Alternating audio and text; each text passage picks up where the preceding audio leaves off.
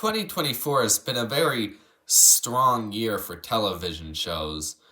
It's April, and we've already had things like Has Been Hotel, Bluey Season 3, and Invincible Season 2, just to name a few. In fact, as of recording, the Knuckles show has just released today. And luckily, Fallout continues this trend. I have about zero experience with Fallout. I've never played the games. I've never watched gameplay videos. All I know is what they put in Super Smash Bros. That's about it. So I can't speak to how it works as an adaptation.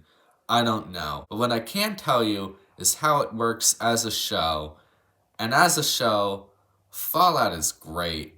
Despite me knowing nothing about this world, by the end of the series, I had a very clear understanding of the world and how it operates. So much detail into the world and how it works. I really felt like I understood its rules, factions, and history.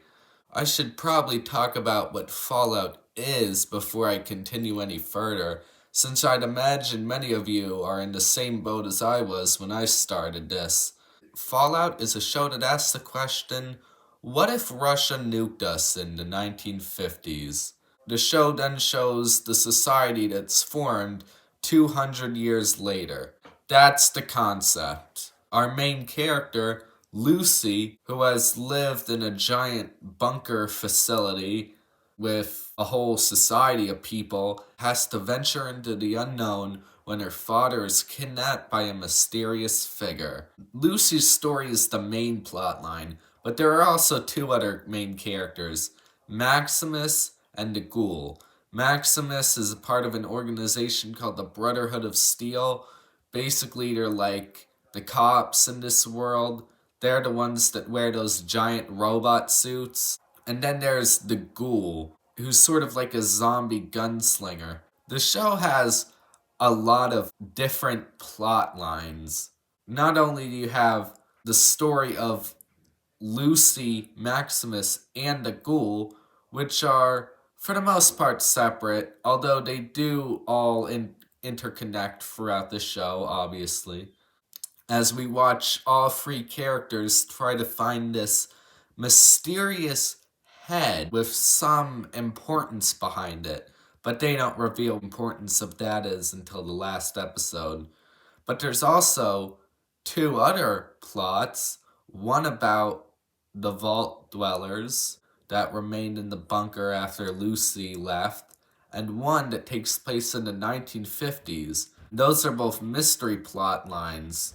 You would think that this would make the show feel overcrowded because there's only 8 episodes, and by the last episode, pretty much none of the conflicts have been resolved yet. And it is a lot to take in. I will admit, it is a lot, but everything fits in together in a way that is almost ridiculous. In a way, you start to raise an eyebrow by how perfectly everything fits, but it's entertaining and it's very rewarding to watch. And to be honest, the fact that some of the connections are so out there makes it even better because it's not predictable at all. I truly had no idea what any of the reveals were gonna be. Everything had me surprised in a good way. The finale had just the right amount of payoff for the questions we've been asking, with also leaving us enough questions to make us want season 2. Okay, so the story's good, but what about the characters? Well, in that place, Fallout also shines. The main focus of the show is Lucy. Lucy was raised in an underground society, was basically stayed the 1950s, so she's very polite, but over the course of the show, we see her come out of her shell and become a more rugged warrior, while she still keeps to her principles of treating others the way you want to be treated and believing the best in people. Then there's Maximus from the Brotherhood of Steel. Actually, I guess there's not a lot to say about him. But I like him. He's fun.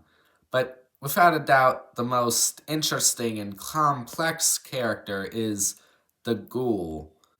See, in the modern, or I guess future day, the ghoul is a very tough bounty hunter cowboy. He has no quarrels with killing anybody, and he is a very cynical man.